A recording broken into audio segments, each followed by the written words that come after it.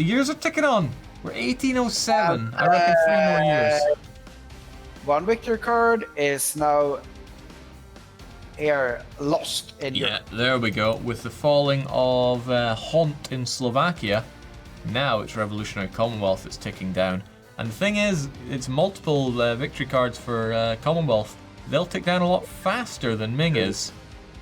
And he's taking Slovakia, he's taking Austria, he's going to take Tyrol, and he's going to be able to just go up and grab the forts up in the north as well. Counter-attack by Nepal and Kathmandu. Europeans forced out there. They still need to hold on to Raja and Limbahuan. But there are so many Chinese there. I really reckon they could dislodge these and get their victory cards back. I don't think Ming can stand to just rely on what's going on in Europe for themselves. It's certainly helping, but oh god, speaking of helping, help my eyes from seeing this border between the United States and Mexico. Something's going on. Something very wrong is going on there. Meneth is giving us some insight in the chat. Well, actually, he's just saying, I don't know why people answered the Pope's call to arms. I also don't know, and I think the Revolutionary Commonwealth is going to be kicking himself over answering that call to arms because it could be kicking him out of the top 3 here. If we take a quick look, Commonwealth has 1,000 points over Ming, but is no longer accumulating as fast as Ming. And not only that, they're dribbling away 3,000 points of victory card with another 7,000 to go if Austria proper. No, Austria proper is already down. If Tyrol and Berlin go down. And he's got nothing to defend his homeland with. It's just Benin crawling around. In the end, the ultimate kingmaker ends up being Daniel. He's part of the Daniel clan, so he's perhaps helping out a fellow Daniel over in Starnan. Meanwhile, though, gotta hand it to Delhi and Nepal. They have not budged, right? Even though it's their lands that are mostly being fought within. They are standing by the Starnan. So is D-Note over in Malacca. D-Note has not sold whatsoever. He is... all the chips are down for him. He's helping out.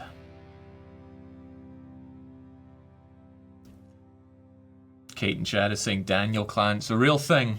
There's a lot of Daniels in Paradox. And they've formed their own Daniel clan. Scary stuff, honestly. Never trusted Daniel, says Kathy. Okay. Man, it's a mess going on now. I can't even tell where one line ends and the other begins. But the Mughals are force marching their way over, as are Milan. They're trying to save the Mughals now.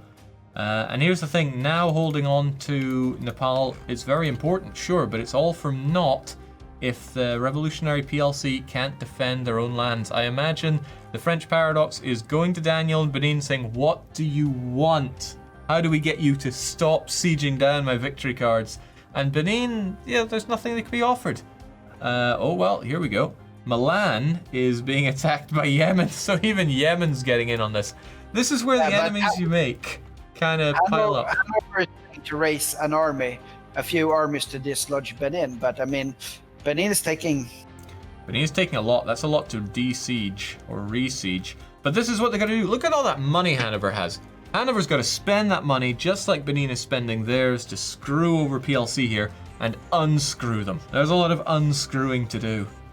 Oh goodness. So maybe if they rely on Hanover to deal with Benin, because Hanover does fight pretty hard, but they... Hanover has manpower. No manpower, but plenty of money. They need to murk up hard if they want to do it, but I'm not sure if they can at this point. Well, they have a lot of professionalism. I'd be dumping that to get as many men to save the PLC from Benin of all countries. And gotta hand it to Starnan here. He started with Aragon. He got Aragoned, ended up in Benin, and made a good bit of work for it, because that is not a great part of the map to have to base your operations in. Not at all. And it's gobbling up all the central Commonwealth.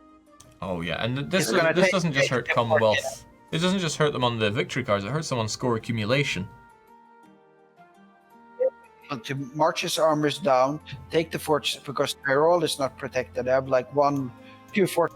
And he's taking the free K1. He took the capital there in Ripon. Yeah, man, that's tough stuff for PLC. Don't know what they're going to be doing here.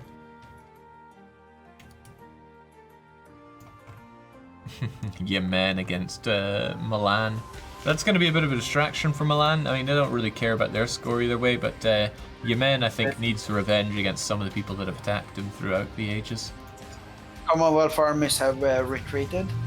Or they're left Nepal. Hanover and Saxony are the ones holding on to Nepal at this point.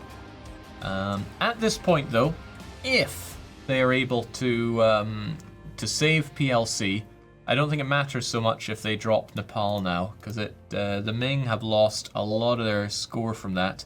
They don't even have 1,000 points from Nepal anymore, and it'll take them quite a long time to get all that back. But every month that they keep having that drained is a good month for the PLC.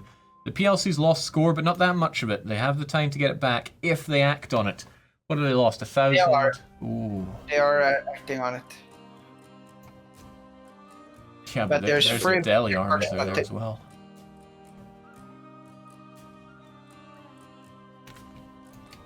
Alright, there we go. Massive Commonwealth army here to try and restore Poland. Well, I guess they started as Bohemia, didn't they? Restore Bohemia to their fullest might. But they've got to get rid of Benin troops, re-siege their scorecards as fast as possible, starting with the one that's been held the longest, so they get them back up to full score from it. So they're going charging on in there. The Battle of Weeden is where they're going to weed out the Benin, if they can. There are a lot of them. There are a heck of a lot. There are so many that Commonwealth figured he could just detach part of his army, but it wasn't enough. It's actually not enough to take care of Benin. Their lines have fallen. They're sending in reinforcements, but it's too little, and it is much too late. I can't believe it. Benin held on through that and has kicked the Commonwealth out in their own home. There's actually a significant risk of stack wipe for more Commonwealthies, but if nothing else, that's oh god, that's a lot to lose there. Benin is styling on the Commonwealth here. The Commonwealth divided up, thinking that he'd be able to take on Benin at about 1.5 to 1. He could not. He was emboldened by previous victories too much. He's working on taking Pinsk back, but that's maybe not the priority here. That was glorious work from Daniel. Continues to do glorious work here. He knows what he's got to bring to this fight. Well, the Commonwealth securing a victory over there in Gorsia. But if Commonwealth can keep Nepal down, and they're doing a good enough job of that right now, as well as getting their victory cards back, then it's victory for Commonwealth. But they've got to root out the Benins. There are so many Benin units here. And Benin's pulling out all the stops, right? It's got 10.9 morale, 122 discipline, loads of units. I can't emphasize that loads enough here. I don't know where he's getting it all, but damn, do Benin have a lot of units. Commonwealth has no manpower. They have money, sure, but that's about the end of it. They're marching in every last drop they have. But then so's Benin. Benin's bringing in more. The French paradox, I cannot imagine the pressure that he's under here. Because, you know, he had it. He had it right there in his hands until Daniel in Benin comes in and says, nah, I don't think so.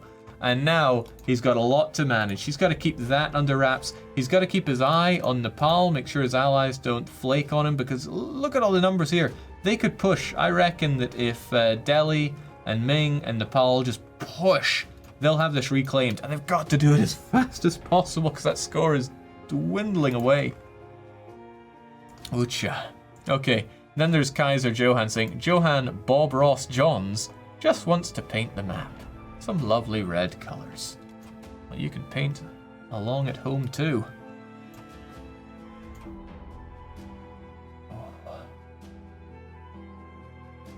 Oh, Daniel just got a random 10% discipline event. He must have gotten the Great Leader. We can check his advisors here. Yes, he has a level 3 discipline advisor. And now, oh, now Benin wants the proper fight. Oh boy. Okay, that can't be good for Commonwealth. Come on, Benin, show us what you're made of. This is the full power of Daniel's African army. He's watching over Krakow. Don't know where he's going to jump to. Oh, he's marching on in. Ah, well, the Commonwealth got out of there just in time. Now there's Krakow fort to worry about. The Commonwealth did not upgrade their forts. They might be burning for that just a little bit. Oh, but they're going to take Krakow. Oh, God, they took Krakow back in a heartbeat. Okay, well, the Commonwealth think they can take this fight? I don't know, but they're running out of time. Slovakia back, but still Austria proper and... Yeah, Austria proper and Mittelwatz needs to be taken back. Slovakia is nice and all, but he needs all of them. He needs the whole lot, because like I said, there's only, let's see, between them, 800 points. That's only a couple victory cards for a couple of years, so he needs that badly. Benin and Krakow, Revolutionary, what are you doing, Commonwealth? Where are you going to take that fight? Okay, Benin's going in. Benin believes he can take Commonwealth. Let's see what happens. Benin now has the discipline advantage. He's a bit outdone on morale, but we'll see how it comes down. In terms of leadership, we've got a 4-6 for Benin and a 5-4 for Commonwealth. Oh boy, I think a lot of this is down to dice rolls, but oh god, the sheer amount of losses that Benin's taking here. I think the Commonwealth has managed to find what they need to dislodge the Benin threat, but there are so many of them. This is not a comfortable fight for the Commonwealth. They won, but at what cost? It cost them everything. Look at the Commonwealth army. It's been reduced to a militia. I'm looking at some of these stacks, right? This is like a 40,000 stack reduced to 343 standing people. Christ. And now I know why Ming does not care about dislodging, because it's basically forcing Mughals out. Yeah, Mughals can't persist in this war much longer. They force the Mughals out, and then suddenly they have a bit of an easier time here and a lot more mobility. The bulk of the Saxon and Hanover armies are stuck in the center. They need to move in. They need to get involved. But they're not in the war, so they can't. So what are they going to do? They could declare their own war against Benin if they really wanted to help. But then they're fighting Brazil, Andalusia, Jerusalem. I don't think those parties are going to stand idly by.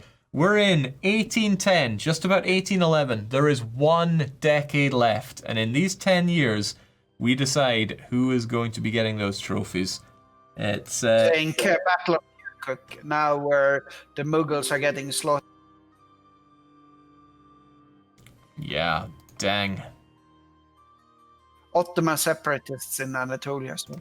Oh, the Mughals are saying they've got themselves Tech 32. They have maxed out military tech. That's a really good one. Those extra military tactics are huge for the late game. Oh god! The Commonwealth can take that, but Benin definitely can't. If the Commonwealth take Tech 32, they will slaughter the Benins. He just needs to know to do it. Killing me. You gotta take it, man. Okay. He's going to try to take Mittelmark instead of taking the fight, which is probably fair because he's very low on units. There we go. He's got Miltech 32. Benin does not have it. This is where he could turn it all around. Who is Brazil subsidizing? Well, we can check that. We can check that exactly. But he's busy trying to switch back Mittelmark while... Oh, Sir Rogers is out. Yeah, let's keep it going. Right. The Asians are attacking in Nepal. They're going for it? Okay, they know there's only 10 years left. They're going for both, and that's correct. That stops the concentration of forces. They're going to take Limbawan. They're going to take Raja back. They're going to start getting that score back for Ming. Lovely and all, but if the Commonwealth is able to get their stuff back, then the Commonwealth will be getting their score as well. Ming's chasing them down. They're stuck, right? Nepal is holding on to Puriang. There's nowhere for them to run. That is not looking pretty for the Europeans. There are better graves to be had than up there in Tibet. They're moving over to Sankhya. Chasing them to stack wipe and everything now. So. Yeah, and that's a brutal loss for the Europeans, but at least they get to head on home that bit faster. Okay, in they go. They take the fight. Might not be their final fight, but look at them. They're completely surrounded. There's a fort in Surfu, and I think that's going to be their final resting place. Turn of the month as well, so they're not going to get a whole lot of anything back. Ming is not quite third yet, but they're getting there. As we can see, PLC is up at number 3, Ming 4. Yeah, but it's on the up. Oh, heavens. Here we are, 1812. Still not long remains. Uh-oh, they're running into Girardon. I don't think that's going to be good news for Revolutionary Saxony or Revolutionary Hanover. There's nothing left of them. This is just ping pong and away they go. They're completely surrounded. I gotta hand it to the Starnan, right? There's a reason that he's such a beast at playing EU4 multiplayer. He's really good at what he does. And what he does today is clean up Europeans. They're gone. History. With that, Ming have their scorecard back. Yeah, but also notice where the Asian armies are. They are in Persia, or they're basically controlling up to the Persia line. Yeah, because So now the tables have turned. It's about occupying Commonwealth's victory cards. So Yeah, and Benin is just sitting watching. He can go in and take the one in Tyrol, and he's fucked over. I mean, oh damn! Yeah, look at that.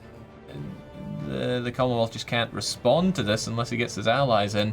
And again, it was just that accepting the call to arms from the Pope, right? Why do such a thing? You turned your back on Catholicism long ago, and now the ultimate revenge for the Pope has been to drag PLC into this war that he really could have done without. He's taking the fight to defend Tyrol. It's working for him. Unfortunately, Austria proper is under occupation as well. It's only a level 6 fort. He's driving out the Benin. That tech advantage is working wonders for revolutionary PLC. but Benin you know, is a long it's way. gonna take Lians, and that's gonna block it Ooh. because that's gonna start the tick down, and then he'll just sit there in the mountains Yeah. because he has to attack the Commonwealth one, and it's a little bit of a gamble to. Yeah, but it's a gamble he's probably going to have to take. That's why he's getting his other units in position. But that gives Benin too much freedom. Benin's running away, right. Commonwealth needs to chase him down, but Benin's just this ever-present pain for them. And look at that, Ming armies on the border of PLC. It's a small trickle now, but I think it's going to grow to so much more. Also, why do we have all these Japanese units on PLC border as well? I wonder that. Oh, Grugi's thrown in the towel. He says, I surrender. Ooh, well, I think he's surrendering to help defend his ally. But Ming has no reason to take that right now. I need to kill Benin. The Daniel's made some enemies here now. And I don't think like Starnan is not gonna let anyone kill Benin because he needs Benin. He does, that Benin distraction. But look at that, there are only 200 points between them. I reckon Ming's got it. Ming having that victory card back is making all the difference. But if they didn't have to change all their units back around, they could have held on to Nepal for just a couple more years and just secured the victory. But Benin coming in here and just dumpstering Revolutionary Commonwealth. I mean, look at that. There's still all of these occupations by Benin across the PLC. There are these there's rebels rising up. The Asians are on their way. In fact, we have Nepal over in Moldavia. Benin's just right back into Riepen, just not giving the French paradox any leeway to get some score back, and that is why in just a few months we're going to see the change here. Oh, well, then again, he's still gaining a bit of score, but the Ming has a lot of score to get back. We'll see how this goes. We'll really see how this goes. Because I think that Hanover had to drop out now. Yeah, Hanover's gone, and that's a big loss for PLC. Hanover brought a lot of the fight. And they're still in that war with the Ming there. Yeah, we are officially over time here because we want to know, without a shadow of a doubt, who's getting these trophies. Now, unfortunately, everybody's at home, so I can't physically give them a trophy, which is really one of the highlights for me in these, but I'm sure we'll get something figured out. I assume. Okay. Ooh. Right, so Mughals have thrown in the towel. They have officially surrendered to the Ming. We'll see if the Ming make their peace with that. Looks like they're changing occupations. The thing is, what does that get for Ming? That gets Ming another victory card. And they'll have just enough time to core it up and start getting score on it. Because now Yeah, they can take their 2,000 point one. And in my eyes, I can't see a way out for PLC here. This war with Benin has ruined their chances for 3rd place. And the Ming, they don't have it yet, but they just about do. They're going to be taking it for themselves. Yeah, I think Ming is just waiting for Nepal and Delhi to transfer occupation to him so he can just grab.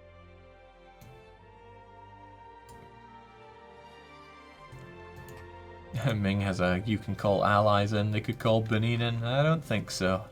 Benin is at peace, I think. Well, I'll be damned. Benin, he came, he saw, he didn't conquer, but he certainly messed things up for PLC. And that's a rough and tough pill to swallow.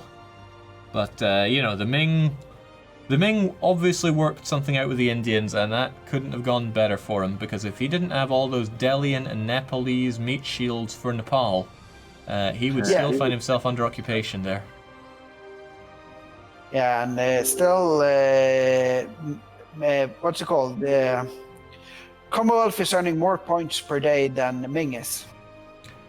So he needs to get the victory soon, so he gets the boost to his score gain. Yeah, that he does. But then there's about 3,000 to go for points to Ming.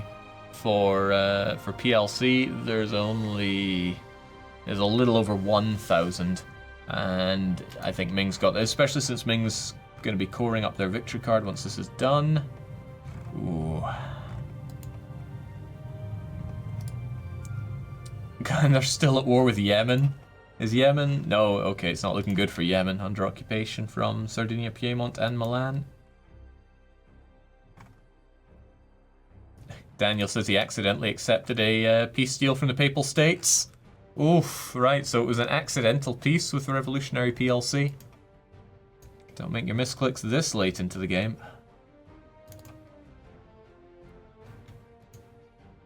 The question is, what is the Asians doing? Well, let's see. Mughals is peaced out, and well, not peaced out, but they've unconditionally surrendered, and they're the war leader. So Ming should be making their peace with them now. There they go. They got their victory card. Delhi got their shit back. And I think Nepal may have gotten something on the border. Yeah, there we go. I mean, Mughals had a great run last time, but they've, yeah, those Nepalese cores and Delian cores are back, as well as some extra, like Doaba there.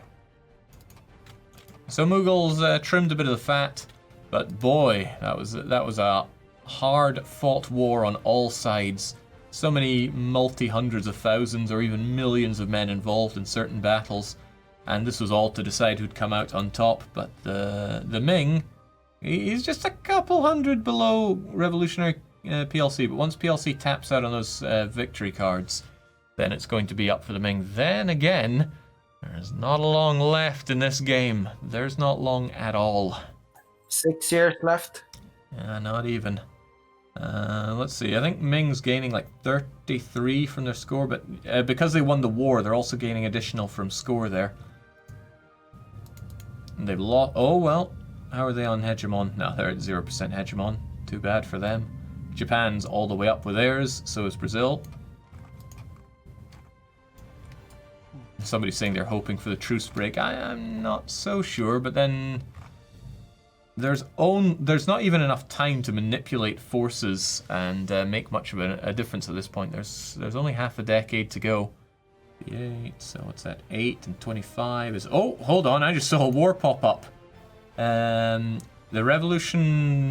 Commonwealth War against Hungary. I think what they want right now is Revolutionary Commonwealth is trying to win a war to boost their score here so that they can accelerate their score even more.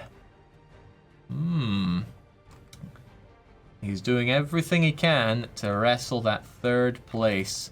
As long as he doesn't lose his victory cards, which, funnily enough, there are some Hungarian forces right next to Austria proper.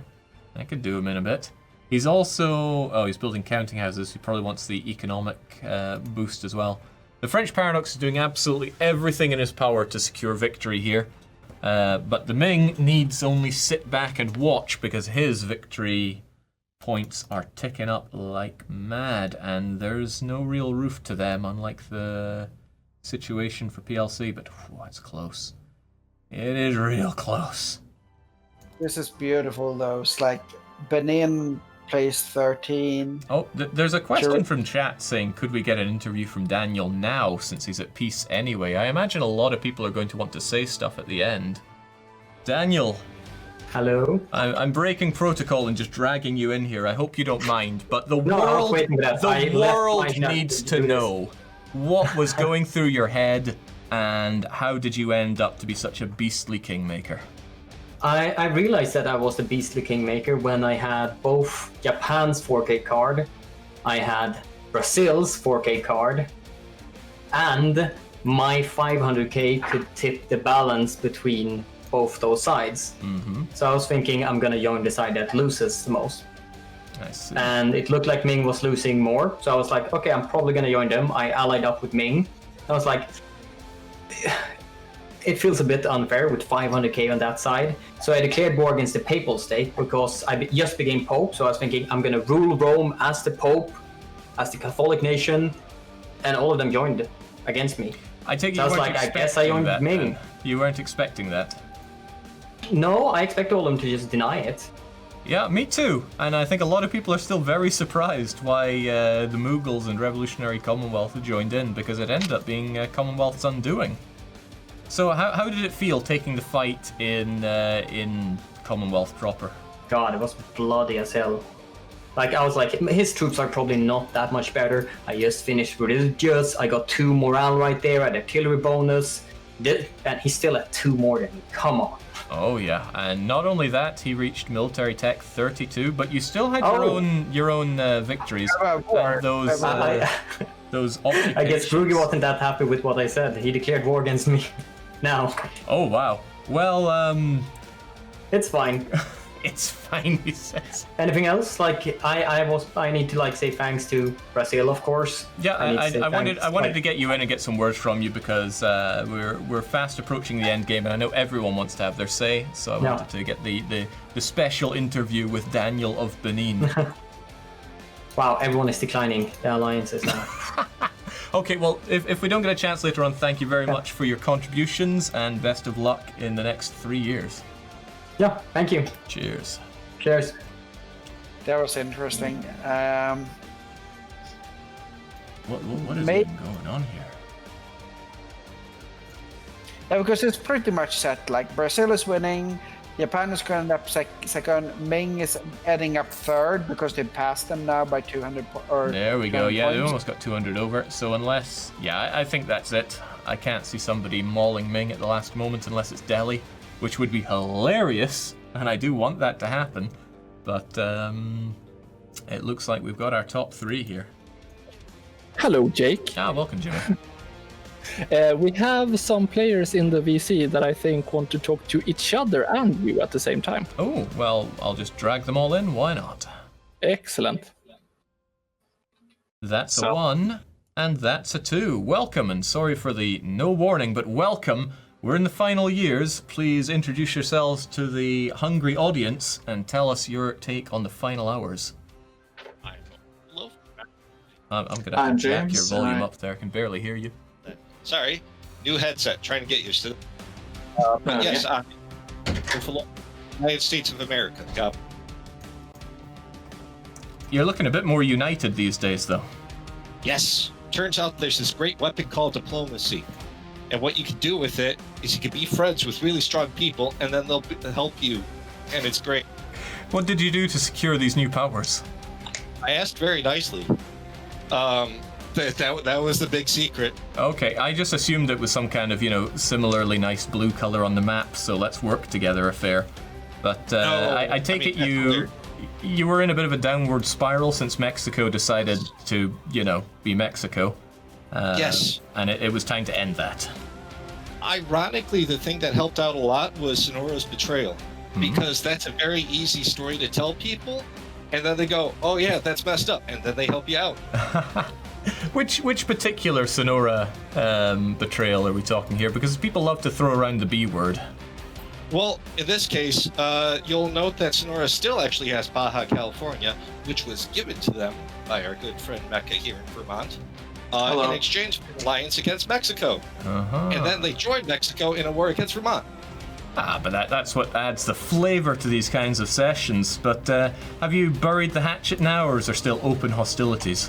I mean, it's possible, but Not a lot to do in a couple of years, I imagine. Always tries to be a friend of all people, of course. All people. Yes. In fact, there may be something in the studio at this point. We're seeing a battle between Grugi and Salty right now in northern Egypt, northwestern Egypt. Yes. The grudge match. But Jake is holding this up. I want to show this off to James real quick. This is the Jan Hus Cup. I put a lot of effort into this thing. I spent $2 on it. And it is for your great and excellent friendship and stalwart service to the United States. Well, thank you. Congratulations. Yeah. It's the only trophy that matters, really. Absolutely. Yeah, and I mean, the real winner out of all of this is Revolutionary Texas. Oh, God. Yeah. Which is the most revolting Texas, literally, because it's not. You gotta look north, Jake. It's not where you think it is. Yeah, it's definitely not where I think it. What? Yes. Yeah.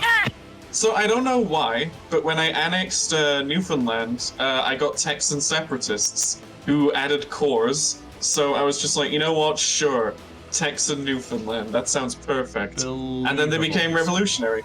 Believable history.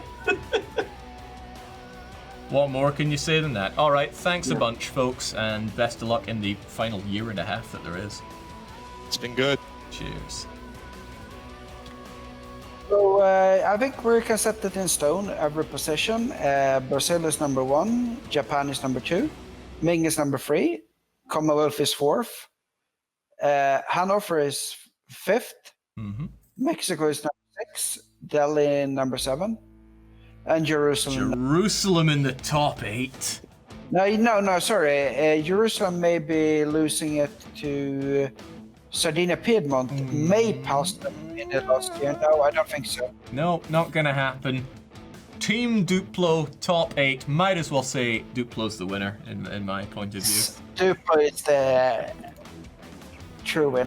Oh yeah, he didn't exactly have a lot to work with here, but he's got roads, and he grew that into so much more. And unlike so many others, Duplo stayed true to the Catholic faith. He also was the one that decided a huge player war with his fleet. Yeah, the Duplo fleet early on was something else.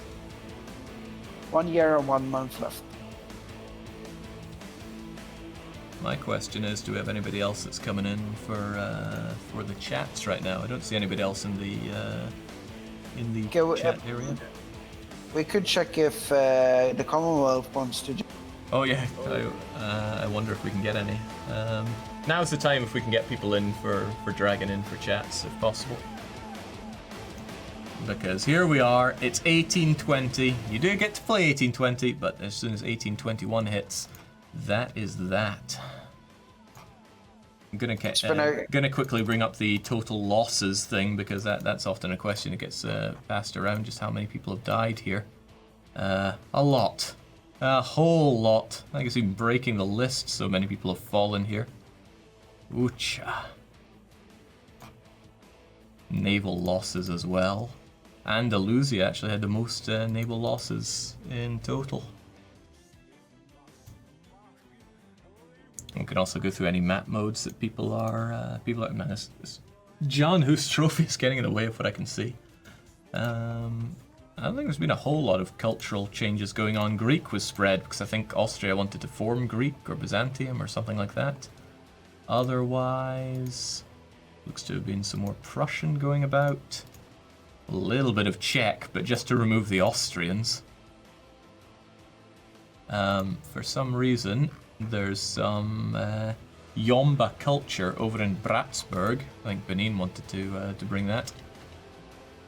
And Andalusia has Rome at long last. at the very last year, Andalusia was able to secure Rome.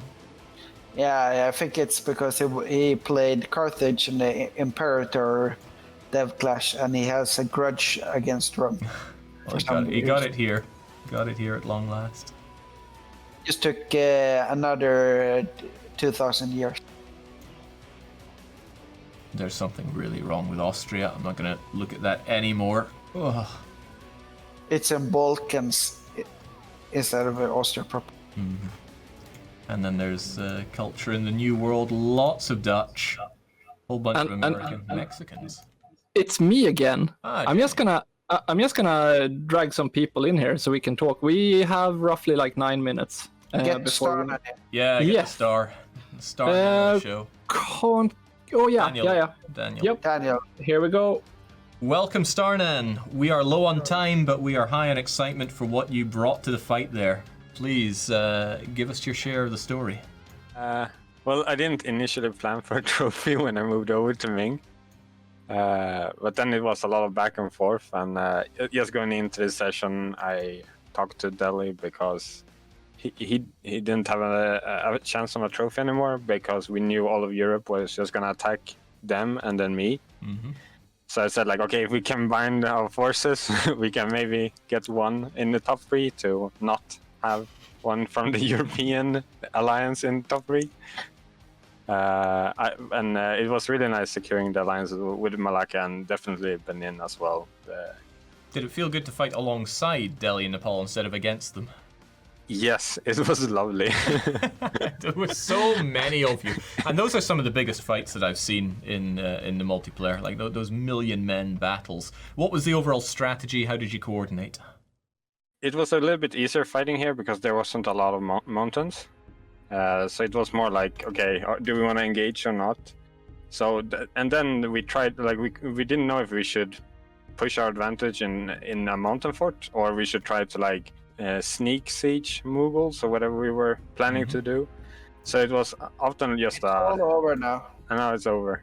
So it was often a stalemate. But when they got into the victory card and I noticed I didn't have a fort there, I'm like, not again, because this has happened to me in the previous dev clash. Yeah, we were talking about that time before. So when that happened, obviously the strategy changed, right? You can't just ram into each other anymore. You had to change things up, and that's kind of when you stationed armies there, but also looked towards Europe, right? Yeah, that's when I was like, Benin, now is your time. If you don't want to stab us, like, because he was in our call the whole time, so I'm like, okay, if you're gonna keep your promise, now is the time to strike. And he did. He did, and that made a world of difference. Like, you must have noticed suddenly your allies were all shaky, and you could pick them off a bit better. That Your enemies, definitely rather. changed it. And then the strategy, like, first we wanted to get mountains back, but then it was like, okay, if we siege all of Mughals and we just block them off, we can eventually just starve them out and then just stack wipe them, and that's what we did. Yeah, morale was manpower was just dribbling away through that war. Yeah. Okay. It was a great, amazing war. Like, Yeah, you love well. the big and fair wars. I know that much, so it must have been a real joy to play through. Yeah, definitely. Yeah, well, congratulations, I was not just to you though, because you had your own kingmakers there, right? Delhi and Nepal sided with you, and together you were a hell of a force. Don't forget Malacca as well. I will not forget Malacca. Honorable mention to Mughals that was meant to help me this week. Oh wow! And they ended up being the war leader on the enemy side. Wow, the more we learn. All right, well, thanks a lot for taking part in this, Starnan. Thank you. We're low on time, so we're going to quickly change over to others, but cheers. Can we get Commonwealth in? Yes, let's bring in Commonwealth. On you come. All right, hey, welcome, Commonwealth. Hello. That was a big fight. Commiserations, but please tell us how that went for you. Well, I mean that went okay. We were fighting back and forth in India, but then when Benin decided to attack the Pope, I did not think much. Okay, ally wants help. Sure, I'll say yes. And then I saw he was gunning for me. I said, okay, what do you want out of this? I'm just defending my old Pope friend. He's like, oh, I just want you to release a VC card. Oh. And we never fought at any point in the game. I'm like, really? So what I said is that I went to my allies and said, okay, you rotate around and try to hold the way I hold it, and then I'm gonna rush back and try to dislodge him. They fought harder than I thought, and it wasn't until you got Tech 32 that you really started mowing them down. Well, the thing was, I was completely tapped out of manpower from the front lines, so it was getting a bit tough at the end. I started burning manpower from the provinces I had, just like exploiting development, which didn't matter much at this age. And I think I got one event would give me like another 30k, because the big coalition that burned all my professionalism, and I never managed to get it back. Yeah, once you send that stuff down the river, you're not getting it back anytime soon. No, I didn't. So I was running on mercs, which turned out to be much weaker than my actual troops. But yeah, I managed to pull him back on a few battles. He made one mistake because he was sitting right next to Tyrol on a province that was not fortified, and that was holding the 4K victory card. Luckily for me, I managed to bait him in Croatia, and he took the bait, which meant I could just stand on Linz, and from there I knew he couldn't really hurt me anymore. It was a really tense battle. What with all the occupations, like you couldn't deoccupy everything in time. You had to take the fight. Yeah, exactly. We're running low on time, so we need to talk with the next person. Yeah, And of course. We'll have 2 minutes left, so we're gonna grab in Fabricio or Sanke. Thanks a lot there, French Paradox. See ya. Who's coming in? Yeah. Welcome to not just a player, but our #1 player for today, Sanke in Brazil.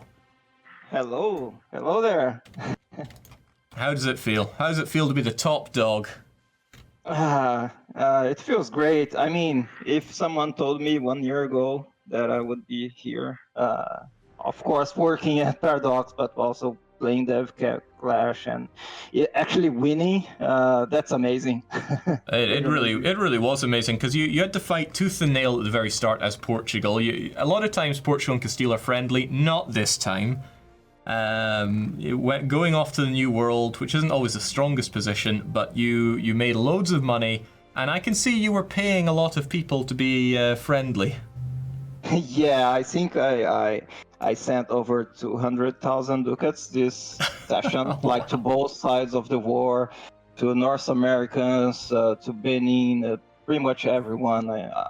I mean, the longer the war took, the better for me, right? So. Oh yeah, because if they're fighting each other, they're not fighting you. And you also decided to take a fight with Mexico. Was that revenge, opportunity? What was your motivation? I mean, no, it was mostly for fun. We started the game fighting each other, so I thought that we would end fighting each other.